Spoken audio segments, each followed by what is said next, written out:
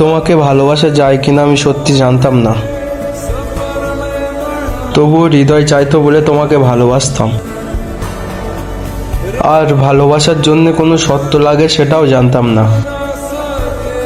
তবে সকল শর্ত মেনে নেবার সত্ত্বেই তোমার কাছে বারবার ছুটে আসতাম।